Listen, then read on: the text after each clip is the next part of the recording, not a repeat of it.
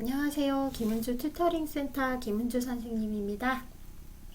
자, 오늘은요, 자이스토리 2024년 자이스토리 영어 어법이랑 어휘 기본에 관해서 공부를 해볼 건데요. 이것도 역시 수능 기출 문제집이에요. 그래서 여러분들한테 설명을 드리는 동안에 수능 기출 문제에 얼마나 수록이 되어 있고 우리가 공부할 자이스토리 수능 기출 문제집에 대해서 먼저 알아본 다음에요. 그런 다음에 우리가 이제 기초니까 오늘 첫날 강의로 튜터링을 해드리는 부분, 영어, 특히 영어에 있어서 우리가 어법이랑 어휘에서 어떤 부분을 자세히 또는 좀 심도 있게 알아야 되는지 거기에 대해서 한번 강의를 해보도록 하겠습니다. 네. 자, 우선은 보시면 이제 책 표지는 이렇게 되어 있어요. 자이스토리 대한민국 넘버원 수능 기출문제집 영어 어법 어휘 기본 2024년 이라고 적혀 있죠. 네, 봅시다. 그리고 문제를 보시면요, 대부분 최신 기출문제로 이루어져 있어요.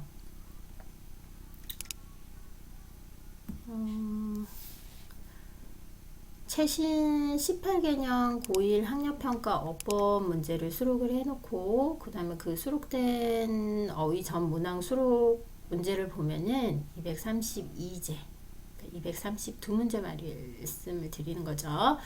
그 다음에 최신 3개년 고2 학력평가 어법 어휘 전 문항 수록이 되어 있고요. 최신 15개년 고2 학력평가 어법 어휘 우수문항 수록되어 있어요.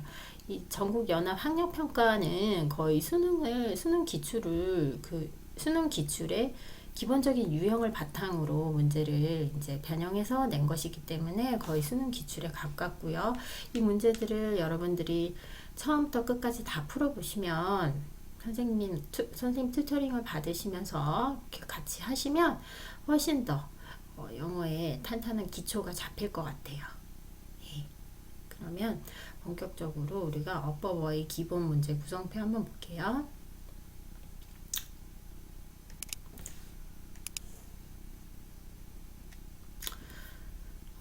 전체 내용을 보니까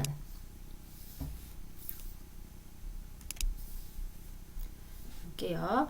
아주 오랜 옛날이네요. 2006년도부터 2023년도까지 총 고1 학력평가와 고2 학력평가 문제를 수록을 했어요.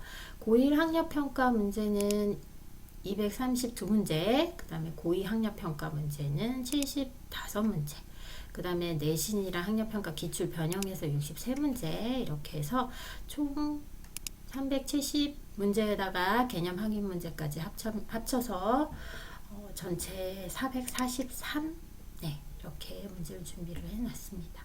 문제를 이렇게 꾸준히 푸는 거는요 굉장히 중요해요. 좋은데 처음부터 막 이렇게 여러 문제집을 많이 푸는 것도 중요하지만 같은 문제를 여러 번 풀어서 제대로 문제를 익숙하게 여러분들 것으로 만들어 놓는 것이 선생님은 더 중요하다고 생각을 해요. 항상 꾸준히 뭐든지 그죠? 쉼없이 꾸준히 공부를 하시고요. 그렇게 꾸준히 공부를 함에 따라서 조금씩 이렇게 도약이 되는 것 같아요. 이렇게 어느 순간 이렇게 점프가 되는 것 같아요. 여러분들이 영어라 하면 초등학교 때부터 계속 배웠기 때문에 어렵지 않게 생각을 할 수가 있는데 언어는 누구나 한국 사람 한국말 못하는 사람 없잖아요. 그런데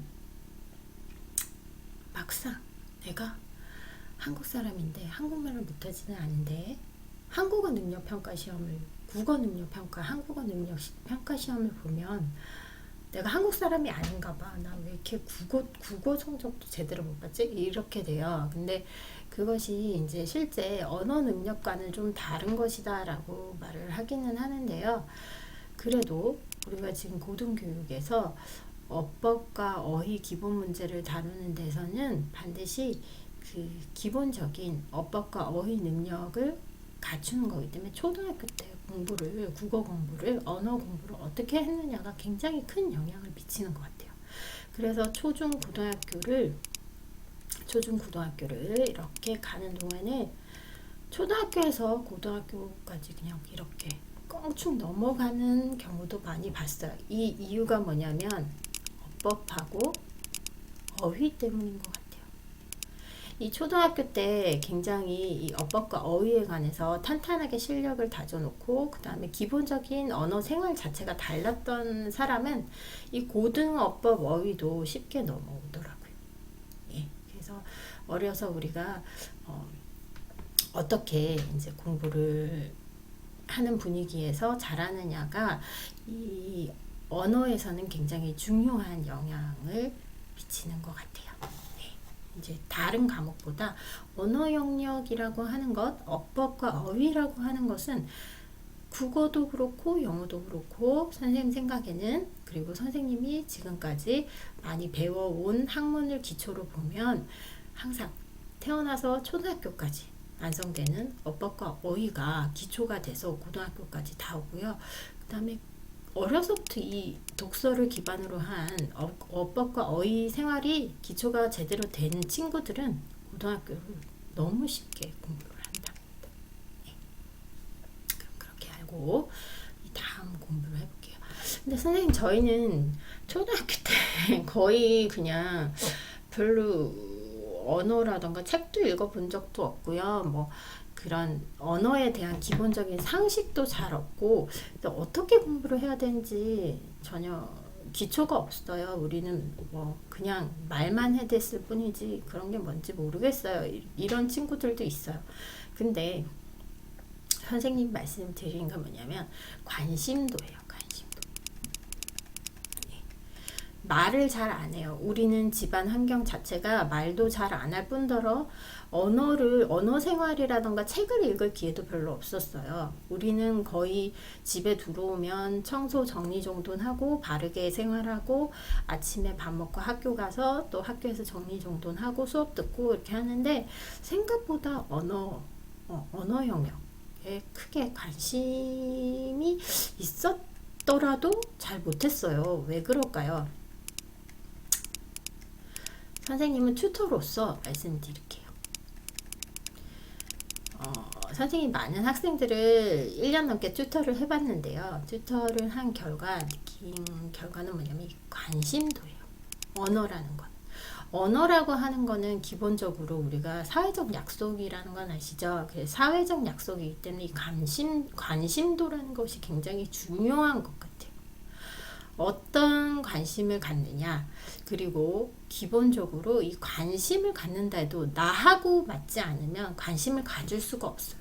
그러니까 아무리 중요하다고 옆에서 떠들어대도, 아무리 매스컴에서, 미디어에서, 학교에서 언어가 중요합니다, 언어 공부하셔야 됩니다 해도 난 도저히 언어하고는 별로 매칭이 안 되는 것 같아, 이렇게 생각하면 안 되는 것 같아요. 그래서 적성이란 게 굉장히 그래서 적성과 이 관심도라는 것이 합쳐지게 되면 내가 가정 환경에서 거의 공부를 하면서도 책을 읽을 기회가 거의 없었어요. 그래서 나는 언어 영역은 정말 잘 못해요. 그러신 분도 내가 진짜 언어 한번 제대로 잘 해보고 싶다, 응? 언어 영역을 제대로 마스터를 한번 해보고 싶다라는 관심이 필요해요.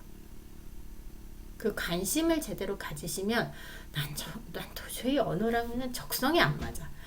왜 말이라고 하는 것은, 언어라고 하는 것은 표현법에 따라서 이렇게 마음이 달라지는 건지 난 간사하게 느껴져서 이게 도저히 언어라는 건 적성이 안 맞는 거. 난 수학이랑 과학이 좋아. 이런 사람들 굉장히 많습니다. 네, 알고 있어요. 그런데요, 이 사회적인 의미의 그 규칙과 약속에 의해서 관심이 생겨야 되는 거기 때문에 얼마든지 여러분들이 관심이라는 것은 사회적인 약속에 의해서 언어에 대한 관심을 올릴 수도 있어요. 네. 여러분들이 소속된 소속된 하나의 그룹에서 언어 생활을 하는데 어떤 관심이 생길 수 있게끔 규칙과 약속을 정하신다 하면 크게 어법 생활에 문제가 생기지 않도록 그렇게 만든다고 하시면 충분히 관심 가질 수 있어요. 그러면서 이제 주 교재는 우리 자이스토리 수능 기출 문제, 예, 요것을 가지고 이용을 하셔야 되는 겁니다. 네, 하나 한 권 사셔서 이제 공부를 꾸준히 쭉 해보시면 돼요. 예, 선생님 매일매일 이제 국어, 영어, 수학 이렇게 세 가지 영역을 튜터링을 이제 영상을 찍어서 올려드릴 거예요. 그래서 여러분들이 그런 것들을 자세하게 중점적으로 이렇게 캐치를 하셔서 보면서 내 적성이 안 맞지만 관심도를 이끌 수 있는 나만의 비법을 갖는다 생각하고 튜터를 찾으시면 정확해요. 꼭 제가 아니어도 됩니다. 여러분들이 어딜 가든 그 튜터를 받을 수 있고요. 튜터링을 받을 수 있고요. 튜터링 받는 서비스 중에서는 뭐 여러 가지 뭐 유상도 있을 수 있고 무상도 있을 수 있고 많이 있는데 중요한 것은 나는 무상이 좋다. 무상으로 하겠다. 그게 훨씬 더 관심도가 높다. 그러면 무상 튜터를 받으세요. 그럼 무료로 무상으로 튜터를 받으시는 거예요. 이렇게 받으시면서 또 적성도 새롭게 생기실 수도 있어요. 내가 유상으로 튜터를 받아보니까 내 적성이 안 맞더라.